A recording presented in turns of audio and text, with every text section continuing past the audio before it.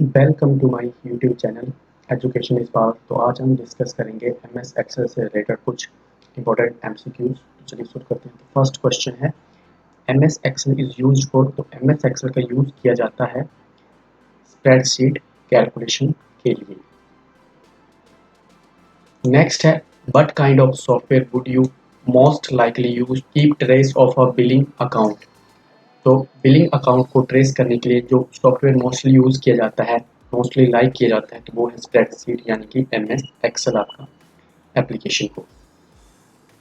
Next है, Excel worksheet data can be shared with Word document by. तो Excel की जो एक्सेल वर्कशीट का जो डेटा होगा उसको वर्ड डॉक्यूमेंट में शेयर करने के लिए हम क्या करेंगे। तो हमारे पास ऑप्शन है, तो इसका राइट आंसर होगा option 2, copy and paste Excel worksheet into Word document. तो सबसे पहले हम एक्सेल वर्कशीट डेटा को कॉपी करेंगे, उसको उसके बाद उसको वर्ड डॉक्यूमेंट में जाकर पेस्ट कर देंगे। तो इस तरीके से हम वर्कशीट के डेटा को वर्ड डॉक्यूमेंट में कॉपी करेंगे। नेक्स्ट है, worksheet is made of column and rows where in. तो वर्कशीट जो होती है वो बनी होती है कॉलम्स और रो से। तो जहाँ पर columns run vertically and rows run horizontally. तो जो कॉलम होते हैं वो रन करते हैं वर्टिकली, यानी कि जो ए बी सी लिखा होता है इस तरफ को वो कॉलम्स होते हैं, और जो 1 2 3 नंबरिंग होती है वो हॉरिजेंटली होती है और उनको कहा जाता है रोज। तो नेक्स्ट क्वेश्चन है, which of the following software application would be the most appropriate for performing numerical and statistical calculation. तो वो कौन सा एप्लीकेशन सॉफ्टवेयर है जो न्यूमेरिकल और स्टैटिस्टिकल कैलकुलेशन के लिए सबसे अच्छा माना जाता है। तो इसका राइट आंसर है ऑप्शन 4, स्प्रेडशीट यानी कि एमएस एक्सेल। नेक्स्ट है, the file responsible for starting MS Excel. तो एमएस एक्सेल जब स्टार्ट होता है तो उसके लिए कौन सी फाइल रिस्पॉन्सिबल होती है। तो इसका राइट आंसर है एमएस एक्सेल जो है, इसका राइट आंसर है ऑप्शन 3, excel.exe। तो ये फाइल होती है जो एमएस एक्सेल जब स्टार्ट होता है उसके लिए रिस्पॉन्सिबल होती है। नेक्स्ट है, anything that is type in a worksheet appears. जो भी हम टाइप करते हैं वर्कशीट में तो वो वर्कशीट के अलावा और कहाँ कहाँ पर देखने को मिलता है, कहाँ कहाँ पर अपीयर होता है। तो वो होता है, इसका राइट आंसर है option 3, in both active cell and formula bar. तो जो भी आप एक्टिव सेल में या फॉर्मूला बार में टाइप करोगे वो एक्टिव सेल और फॉर्मूला बार दोनों में देखा जाएगा। आप एक ही जगह टाइप करोगे, या तो आप एक्टिव सेल में टाइप करो या फॉर्मूला बार में, तो जो एक्टिव सेल होगा वो वहाँ पर भी देखने को मिलेगा, और फॉर एक्टिव सेल में करोगे तो वो फॉर्मूला बार में भी देखने को मिलेगा। नेक्स्ट है, which one is the example of spreadsheet package. तो जो स्प्रेडशीट पैकेज होता है उसका एक एग्जाम्पल आपने देना है, तो वो है ऑप्शन 4, स्नोबॉल। स्नोबॉल जो है वो एक स्प्रेडशीट पैकेज का एग्जाम्पल है। नेक्स्ट है, which option will be use to give heading in the form. इनमें से कौन सा ऑप्शन है जो यूज किया जाता है फॉर्म में हेडिंग के लिए। इसका राइट आंसर है ऑप्शन ए, ऑप्शन 1, लेवल। नेक्स्ट क्वेश्चन है, the extension of save file in MS Excel is. तो ये आपसे क्वेश्चन को घुमा के पूछ रहा है, तो ये एमएस एक्सेल की जो एक्सटेंशन होती है फाइल की वो पूछ रहा है, लेकिन इसमें यहाँ पे यूज किए गए हैं सेव फाइल का, यानी कि आपको कंफ्यूज करने के लिए। तो एमएस एक्सेल जो है उसकी जो एक्सटेंशन है ऑप्शन 3, इसका राइट आंसर होगा .xlsx। तो ये इसकी जो 2007 के बाद जो वर्जन है उनकी जो एक्सटेंशन है वो है .xlx। तो उससे पहले जो होगी वो होगी .xls। x नहीं होगा उसमें, 2007 से पहले की जो भी वर्जन होंगे एमएस एक्सेल के।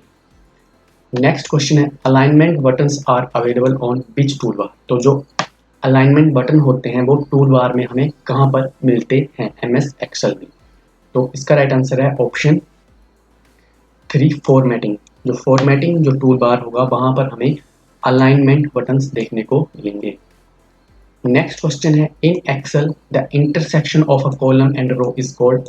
तो ये सिंपल सा क्वेश्चन है, जहाँ पर कॉलम्स और रो इंटरसेक्ट करते हैं उसे कहा जाता है सेल। ऑप्शन 1 इसका राइट आंसर है। नेक्स्ट है, what does an electronic spreadsheet consist of. तो जो एक स्प्रेडशीट होती है उसमें जो इलेक्ट्रॉनिक स्प्रेडशीट यानी कि जो एप्लीकेशन में हमारा एमएस एक्सेल है इलेक्ट्रॉनिक, वो सिस्टम में ही चलेगा। तो उसमें क्या क्या कंसिस्ट होता है, उसमें रोज होती हैं, उसमें कॉलम होता है, उसमें सेल्स होते हैं। तो इसका राइट आंसर होगा option 4 all of these. Next है a collection of worksheet is called. तो वर्कशीट की जो कलेक्शन होती है उसे कहा जाता है वर्क बुक। इसका राइट आंसर होगा ऑप्शन 4 वर्क बुक। तो इस बात का ध्यान रखना, वर्कशीट की कलेक्शन को वर्क बुक कहा जाता है और वर्क बुक से क्या बनती है, एक स्प्रेड शीट।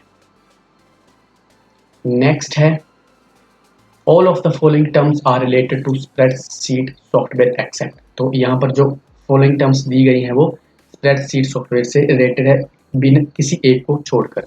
तो उसका राइट आंसर है यहाँ पर वायरस डिटेक्शन, जो कि एमएस एक्सेल की जो एमएस एक्सेल जो स्प्रेडशीट होती है उससे रिलेटेड नहीं है। बाकी वर्कशीट उससे रिलेटेड है, सेल फॉर्मूला और भी कई चीज़ें हो सकती हैं जो उससे रिलेटेड हो सकती हैं। आपको सभी के बारे में पता होना चाहिए और कौन सी ऐसी चीज़ें हैं जो उनसे रिलेटेड नहीं है। यहाँ पर तो वायरस डिटेक्शन दिए गए हैं, काफ़ी इजी सा ऑप्शन है, कुछ भी हो सकता है, एग्जामिनर कुछ भी रख सकता है। नेक्स्ट क्वेश्चन है which of the following is an active cell in Excel. तो जो एक्टिव सेल होता है एक्सेल में उसको हम किस और नाम से भी जानते हैं, इसका पूछने का जो मतलब है। तो उसका राइट आंसर है करंट सेल। जो एक्टिव सेल होता है एक्सेल में उसको हम करंट सेल भी कहते हैं। नेक्स्ट है how are the data organized in a spreadsheet. तो जो स्प्रेडशीट में डेटा को कैसे ऑर्गेनाइज किया जाता है, तो इसका राइट आंसर है ऑप्शन 4 रोज और कॉलम्स में डेटा को ऑर्गेनाइज किया जाता है एमएस एक्सेल्स में। लाइन और स्पेस आपको देखने को मिलेंगे वर्ड डॉक्यूमेंट में। नेक्स्ट है the basic unit of worksheet into which you enter data in Excel is called a. तो जो एम एस एक्सेल का जो वर्कशीट होती है, जो उसकी बेसिक यूनिट होती है वो होती है यूनिट। एक उसकी जो बेसिक यूनिट होती है वो होती है सेल। तो इसका राइट आंसर है ऑप्शन 2 सेल। इस बात का ध्यान रखना, जो वर्कशीट होती है, जो एक्सेल की वर्कशीट होती है उसका जो बेसिक यूनिट है वो है सेल। नेक्स्ट है the advantage of using a spreadsheet is. तो जो एडवांटेज है स्प्रेडशीट को यूज करने की वो हमने बतानी है। तो इसका राइट आंसर है option 4 all of the above.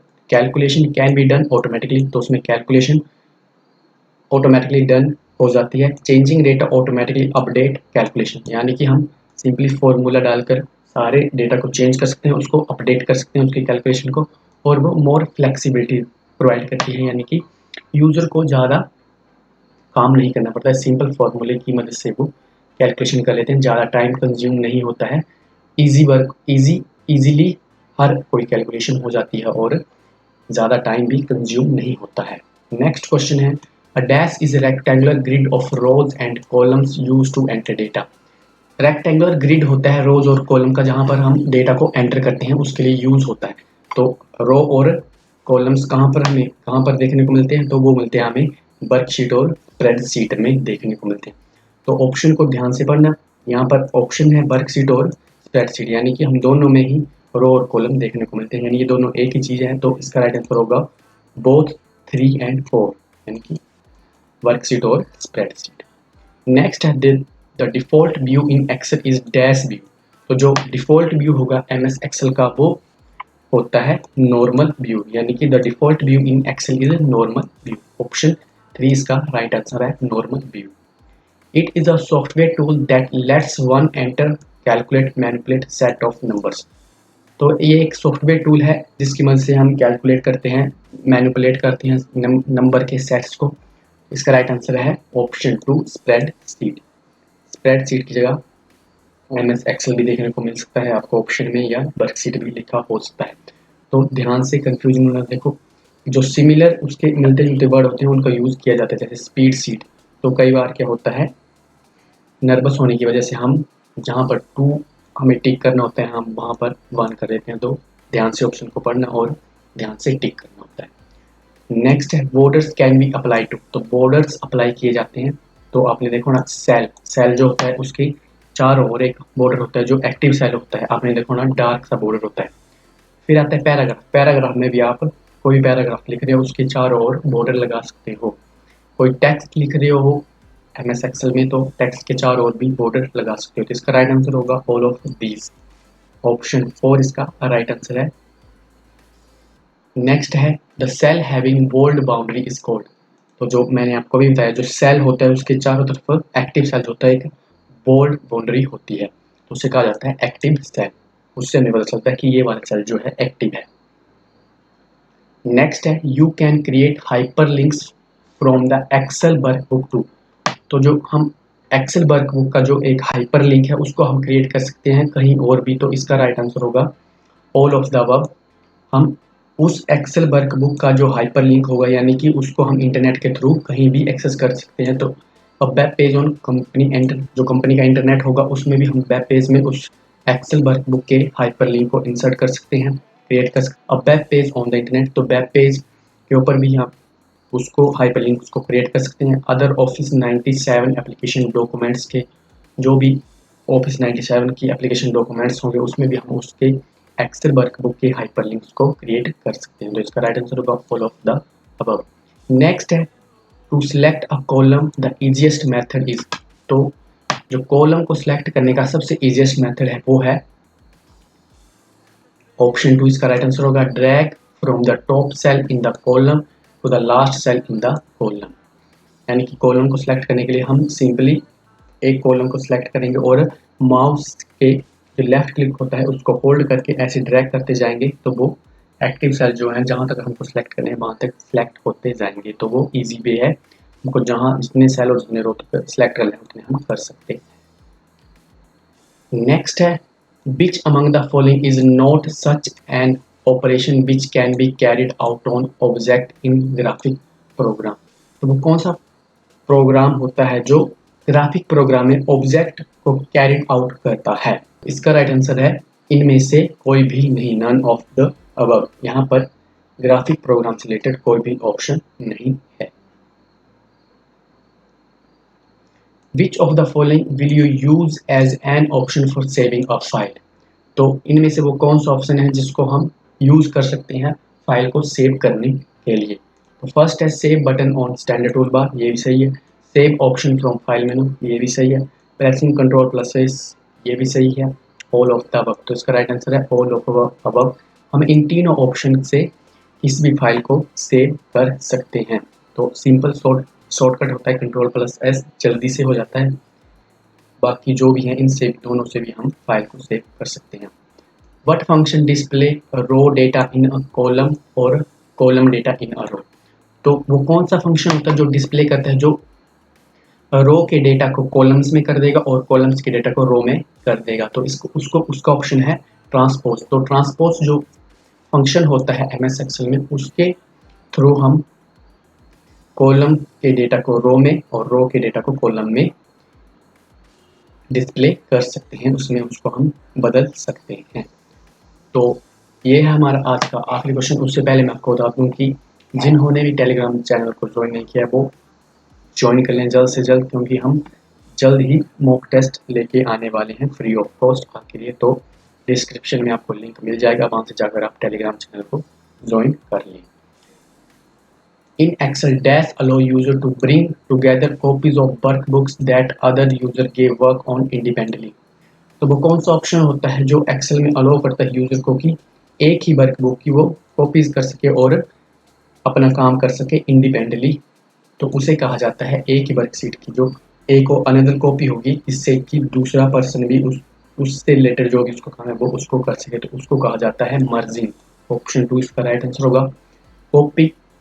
कॉपिंग मत कर देना गलती से भी कि एक फाइल की दूसरी फाइल, तो मर्जिंग के थ्रू वो एक ही वर्कबुक की जो है वो अलग अलग टुगेदर कॉपीज कर सकता है और दूसरे पर्सन को भी दे सकता है ताकि वो इंडिपेंडेंटली अपना काम कर सके। तो आई होप आपको ये क्वेश्चन पसंद आएंगे। मिलते हैं इसकी नेक्स्ट वीडियो में, और भी क्वेश्चन है इससे रिलेटेड तो हम वो नेक्स्ट वीडियो में डिस्कस करेंगे। तब तक के लिए धन्यवाद। जय हिंद, जय भारत। वीडियो को लाइक और चैनल को सब्सक्राइब जरूर करें। धन्यवाद।